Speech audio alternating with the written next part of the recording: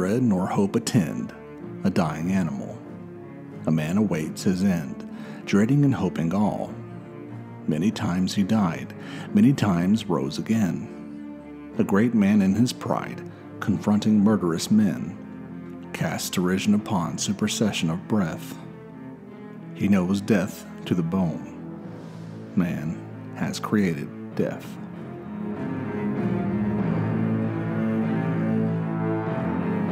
This is Carolina Haints.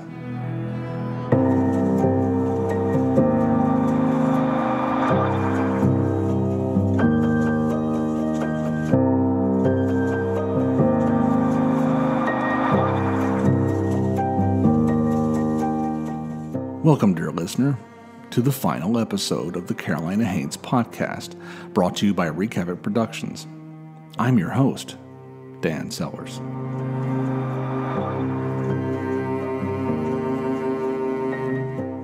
Alice Flagg is one of South Carolina's most famous ghost stories, but the tales surrounding her family are rather obscure, which is odd considering they're one of South Carolina's oldest and most prominent families. Alice lived in a house named the Hermitage in Myrtle Beach. Even though the house was once owned by the governor of South Carolina, information on the 150-year-old residence is scarce. Now, bear with me here. This may be the story of Alice Flagg, but it may take us a little while to get there.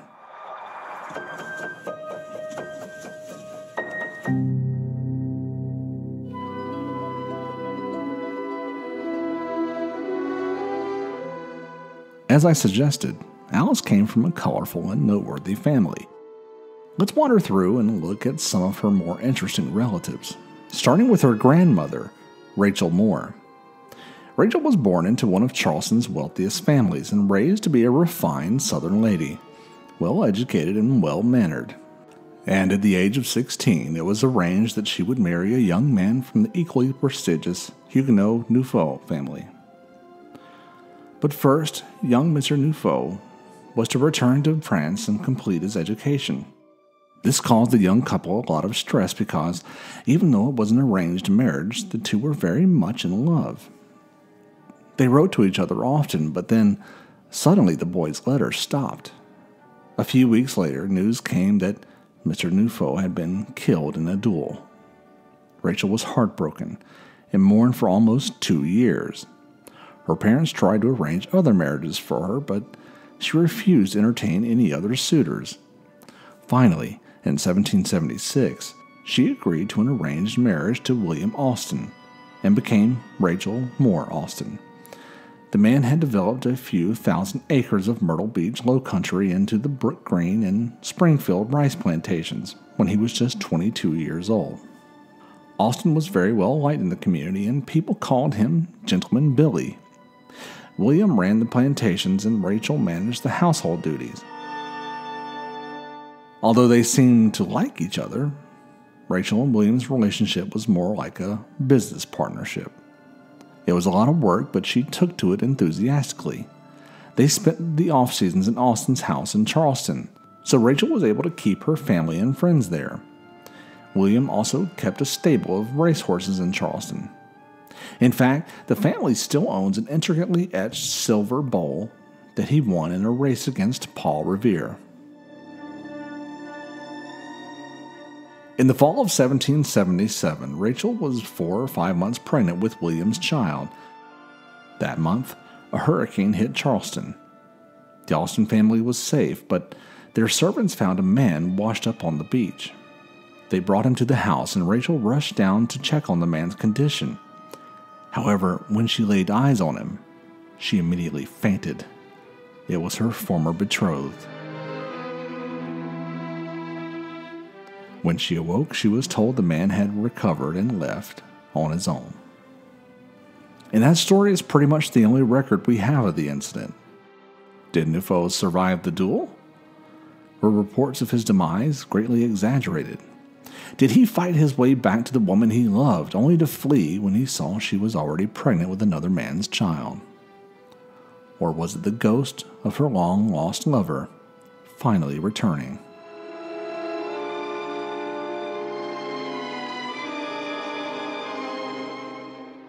The child was born a few months later, Mary Austin. Rachel bore Gentleman Billy 2 more children, Washington Austin and William Moore Austin. When Washington was born in 1779, the Revolutionary War was still going strong. I'm sure you can guess his namesake.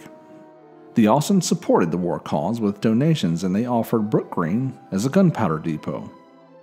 They also sent supplies to reinforce the defenses of Charleston, but at that time the war effort wasn't going very well.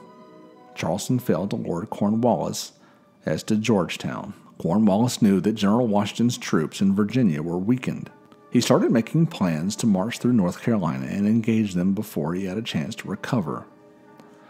However, if you recall the story of the Swamp Fox from last season, General Francis Marion and his guerrilla tactics kept Cornwallis busy in South Carolina long enough for Washington to replenish his forces.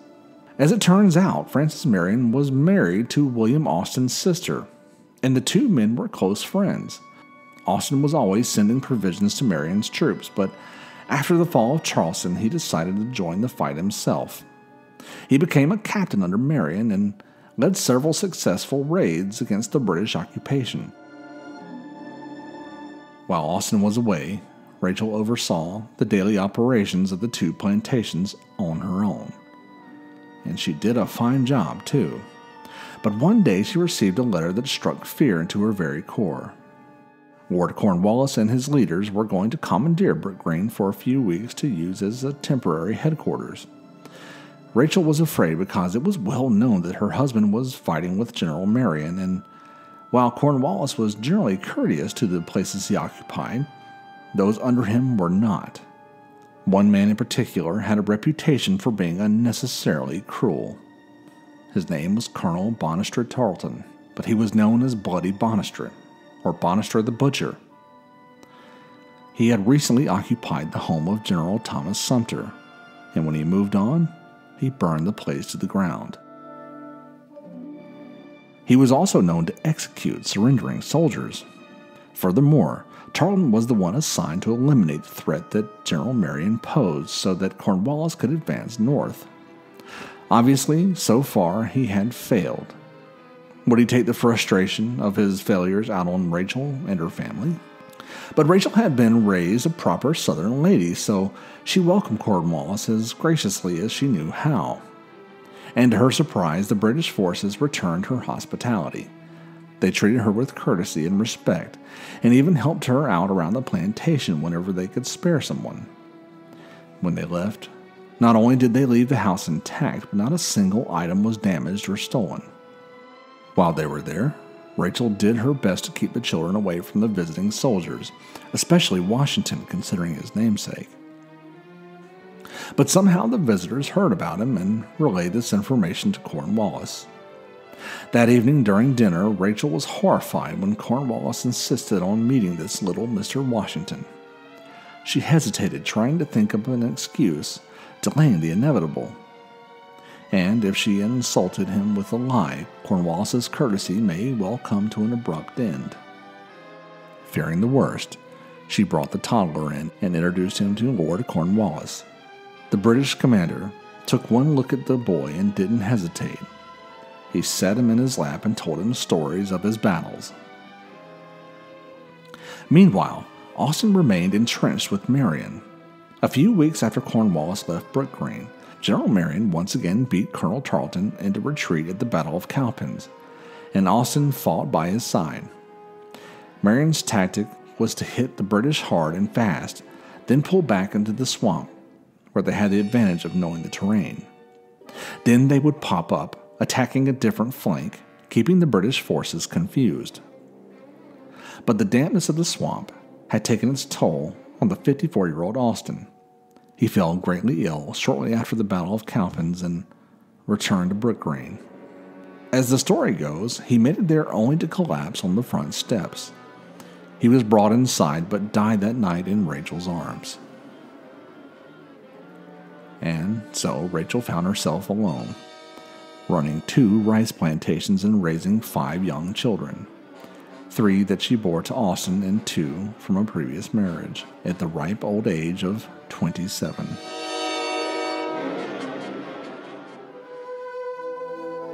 The war eventually ended in 1783, and soldiers slowly started making their way back home. One day, a man arrived at Brook Green and introduced himself as Dr. Henry Collins Flagg. He explained that he had met Captain Austin on the battlefield, and as men who serve together often do, they shared stories of home and extended invitations to one another to visit if they should find themselves nearby.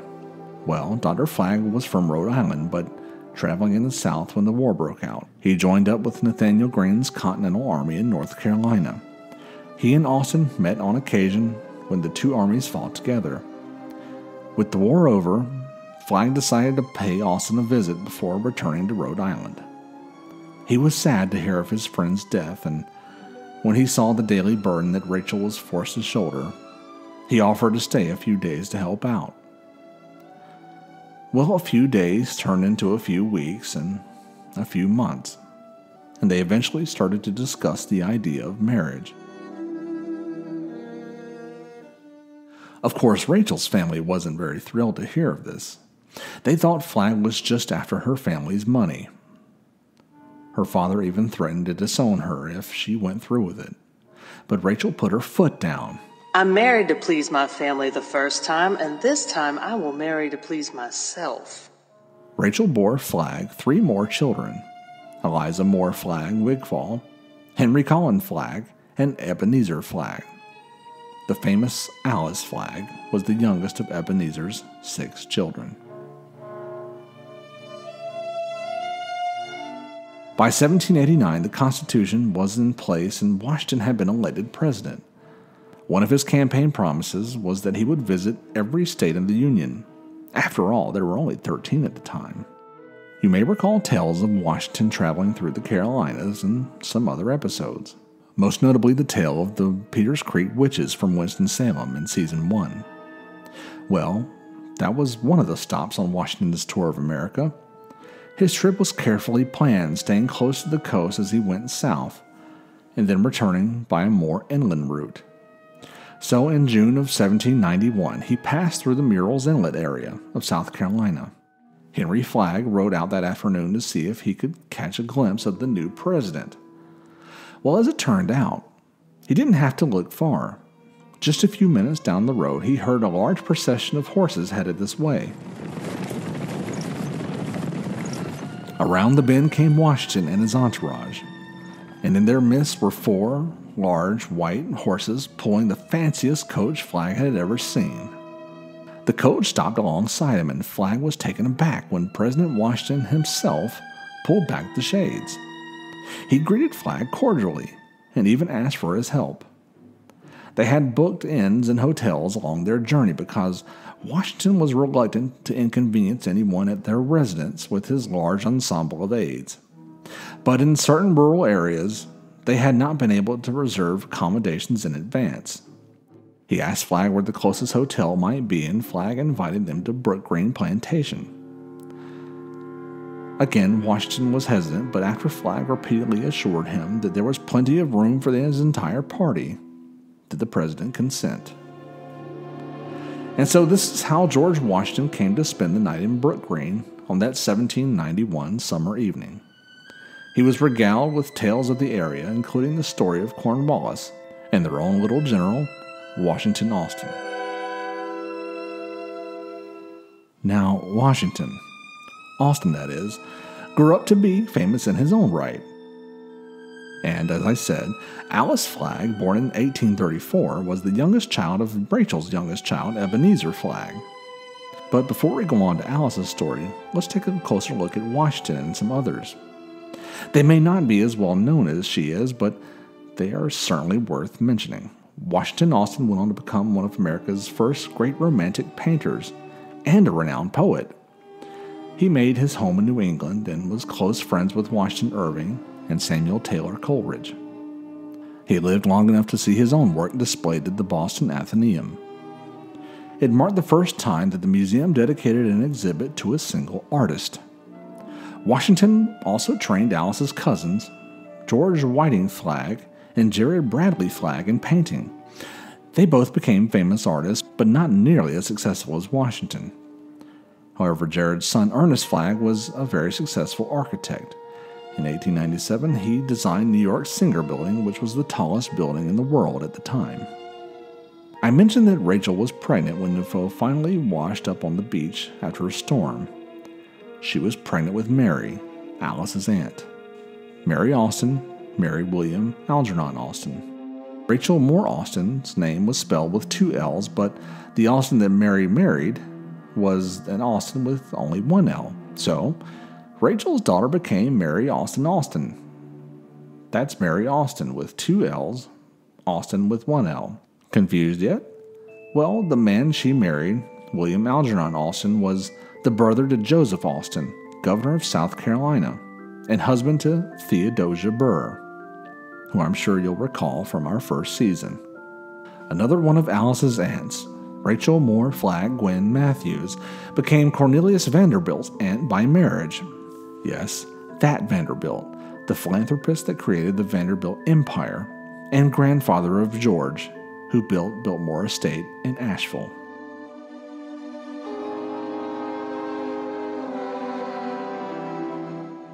And finally comes the story of the Flagg flood in 1893. 100 years after George Washington's visit, the Flagg family still owned and operated Brook Green Plantation as well as other properties, like the Hermitage, which was once owned by Joseph Austin and Theodosia Burr. Several members of the family also owned oceanfront property on Magnolia Beach, known today as Huntington Beach. Back in 1893, the only weather forecast you could get was to look out at the horizon to see what the clouds looked like, or maybe how some old-timers' joints felt. So, one October evening, the skies told the residents of Magnolia Beach that a storm was coming. Of course, there was no way to know how strong the storm would be, but Dr. Arthur Flagg, Alice's brother, didn't much care. He enjoyed the adventure of riding out these storms. He had never run away from a storm, and he didn't plan on shying away from this one. But the rest of the Flagg family was over it. It had been raining for what seemed like a month already, and now another storm? Altogether, 9 members of Dr. Flagg's family sat at breakfast, watching the rain pound the coast. His family may have been unhappy, but Arthur was not. He had always liked watching the storm waves crash ashore. The day's date should have given them a clue as to how it was going to turn out. It was Friday the 13th of October, 1893. By mid-morning, it was clear that this was no normal storm. The tidal surge kept rising and rising, coming from both the sea and the inlet sides of the island. Soon, every house on the island was an island, surrounded by seawater. And still the water rose, filling the first floor of Arthur's house. When it was all said and done, not a house was left standing on Magnolia Beach. 22 people perished in the Charleston hurricane of 1893, and 9 of them were members of the Flagg family.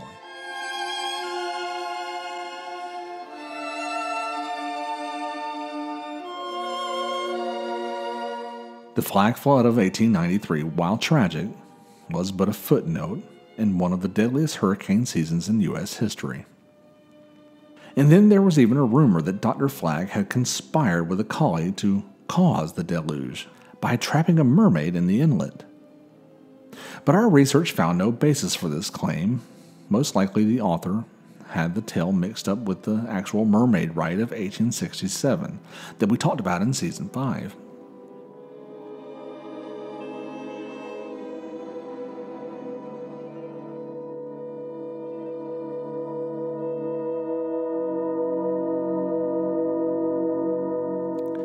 And so that brings us to the story of Alice Flagg herself. Finally, in some ways her tale isn't as wild as some of her relatives, but it's certainly one that belongs on this podcast. Her story begins in 1834. As we've said, she was the youngest child of Ebenezer and Margaret Flagg. Her father passed away when she was just 4 years old, and her brother Allard became the man of the house. Allard was only 18, but well-educated and on his way to also becoming a doctor. Just like his grandfather and father and brother and uncle and so on, there were a lot of daughters in the Flagg family. As we mentioned, the Hermitage was another estate in the Merrill's Inlet area, and although details are sketchy, it seems that Allard's uncle purchased the property in 1849. It was renovated and given to Allard as a graduation present. Allard moved his mother and Alice into the Hermitage when she was about 16 years old, and shortly after, she met a local boy. Some sources give his name as John Braddock, and some believe his name is lost to history, but by all accounts, he was a polite and handsome young man. John was said to have been a lumberjack in some versions. In others, he made turpentine from pine trees, which was used extensively in shipmaking. Either way, the young man did well for himself, but no matter how successful he was not in the same social class as the Flaggs, with their family of doctors and artists and several thousands of acres of rice plantations. To say that her family did not approve is an understatement. Every woman must leave her mark upon this earth, her mother told her. How can you etch on this earth anything that's worthwhile if you attach yourself to this common lumberman?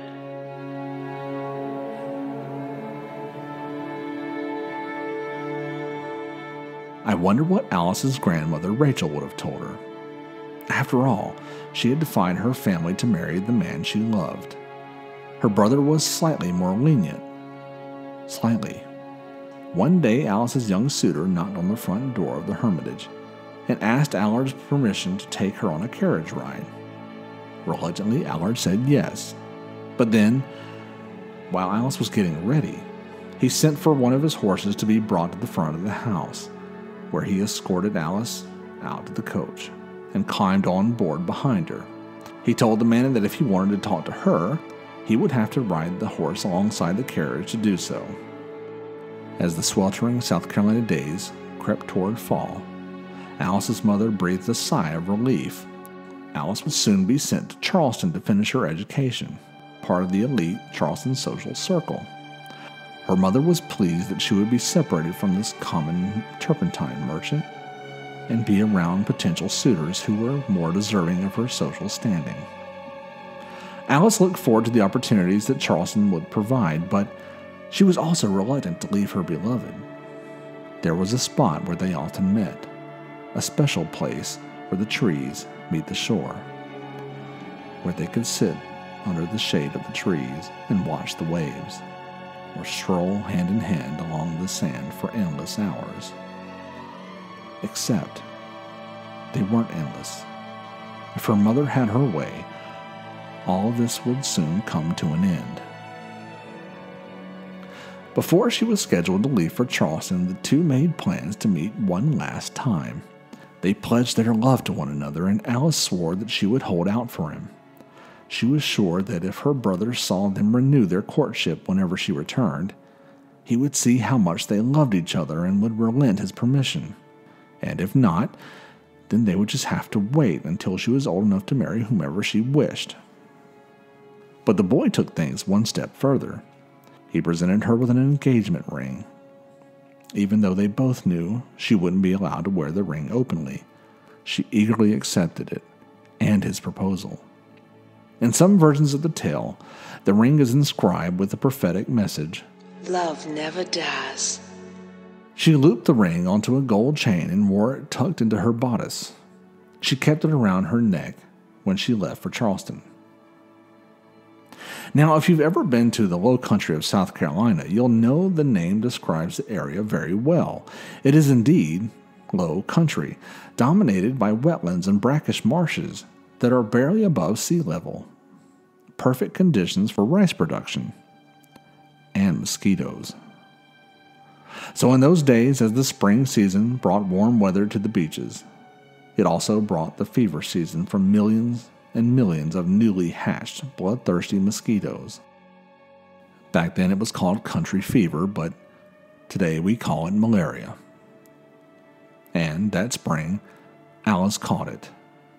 The doctors tried everything they knew to break her fever, but to no avail. They sent word to her brother Allard, who came to check on her.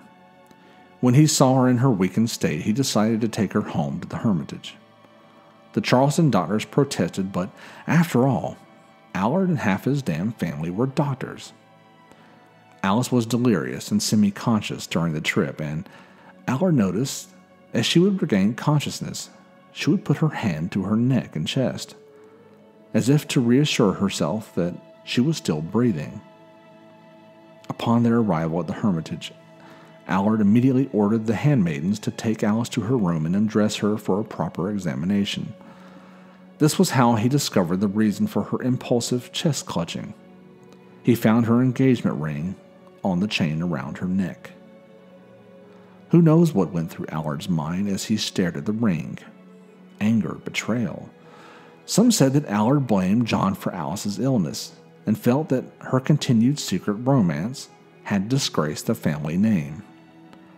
I can't help but wonder if he thought about his grandmother, Rachel, who had been in a similar situation. But, in the end, he thought of his own mother, who he knew would not be happy. When Alice eventually awoke, she immediately put her hand to her chest. The ring was gone. Where's my ring? What did you do with it? Allard told her that he threw it in the marsh and that he swore to her angrily that she would never see her betrothed again. Alice was heartbroken, and she drifted in and out all night. Each time she awoke, she relentlessly asked where her ring was. And just before dawn, Alice passed away. Some say of a broken heart.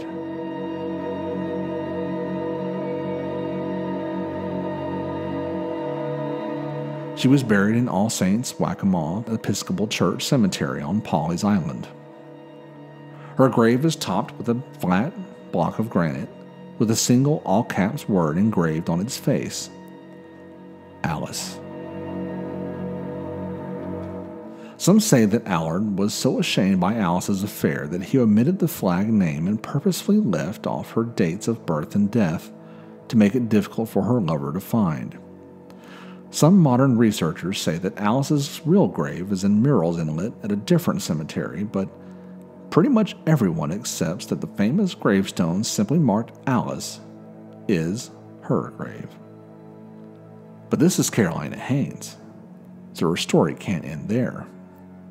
Over the years, many people have claimed to see Alice endlessly wandering the South Carolina Low Country, usually at the All Saints graveyard. She appears as a beautiful lady in a flowing white gown and appears to be looking toward the ground as if searching for something missing. It's said that she clutches at her chest and is known to ask people, "Have you seen my ring?" While Alice is mostly thought to haunt the cemetery on Pawleys Island, she also seems to have the run of the Hermitage. Folks say she appears on the grounds in her flowing white image and has also been witnessed in several different rooms of the house. Visitors say that Alice has been seen silently entering the front door and gliding her way gracefully up the front staircase, making her way to her room. Then there are the urban legends that also surround her spirit. Like, if a girl circles her grave 9 times, any ring she's wearing will fall off her finger. Another one says that anyone can summon her by walking around her grave 13 times. Some say that you have to lay down on the marker after circling it, and yet another variation says that an offering of coins or a ring will do the trick. Now, personally, I've never known any of these Bloody Mary type superstitions to actually work. And if you ask the old-timers, they'll just laugh and tell you that the White Lady of the Hermitage can show herself anytime and anywhere she wishes.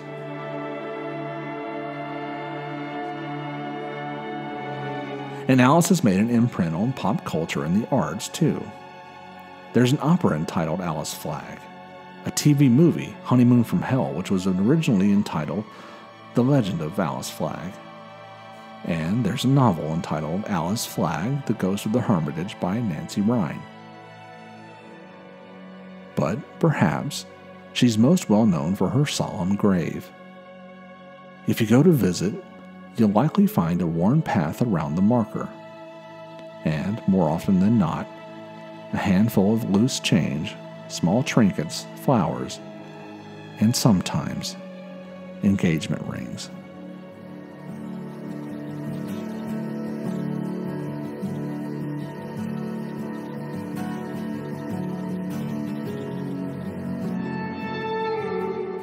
To learn more about this story, check out Haunted South Carolina, Ghosts and Strange Phenomena of the Palmetto State by Alan Brown. Legends and Lore of South Carolina by Sherman Carmichael. Low Country Hurricanes and Tales from Brook Green by Lynn Michelson. Coastal Ghost by Nancy Ryan. And South Carolina Ghosts from the Coast to the Mountains by Nancy Roberts.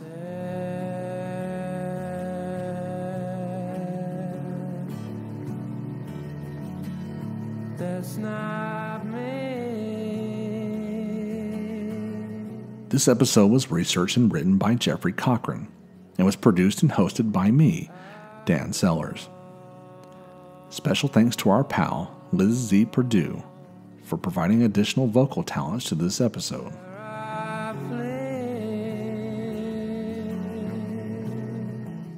You can find everything about our production company at our website, wreakhavocproductions.com.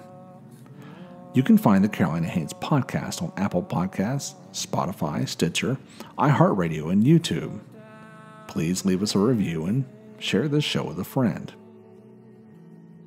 This podcast is also brought to you by Carolina Haints Incorporated, a nonprofit organization dedicated to promoting folklore storytelling throughout the Carolinas.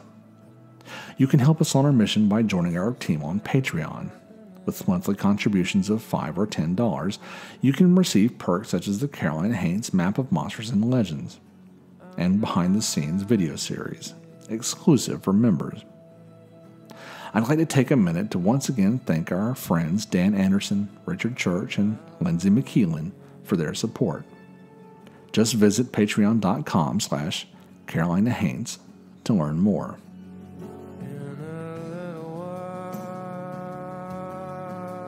You can find everything about us, including the Carolina Haints book, Legends and Lore markers, our official apparel, and tour dates for upcoming appearances on our website, carolinahaints.com.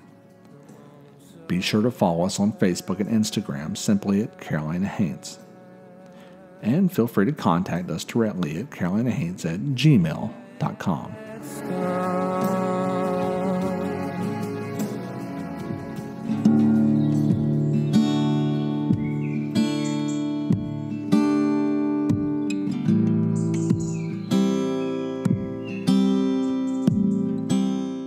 As we wrap up this final episode, I'd like to take a minute to thank you, dear listeners.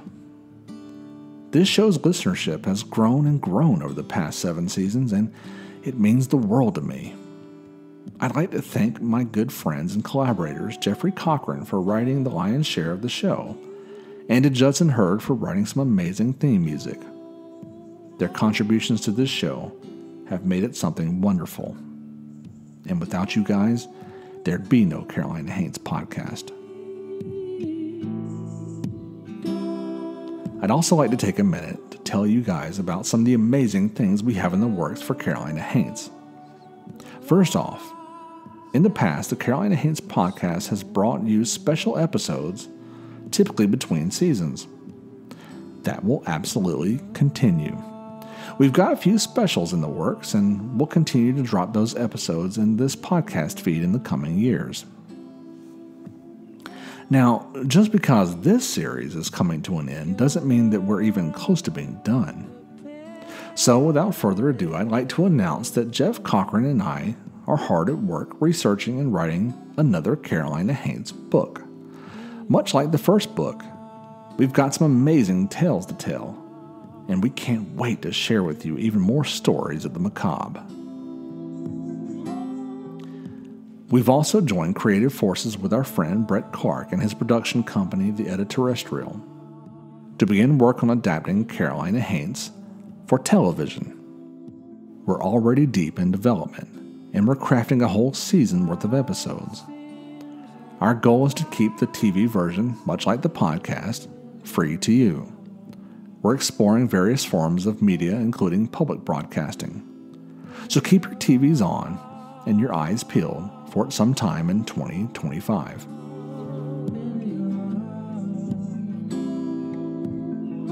Of course, we absolutely plan to keep putting up Legends and Lore historical markers throughout the Carolinas.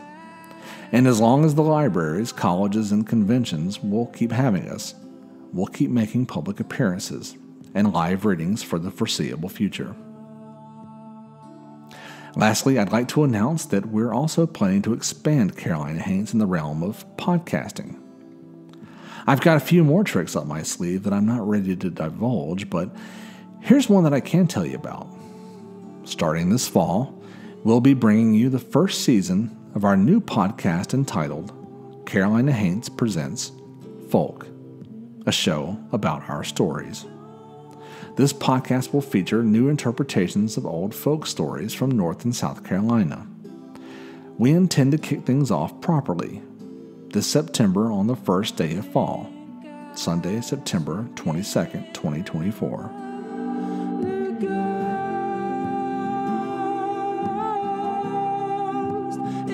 Tune in then to hear more about those things that go bump in the night.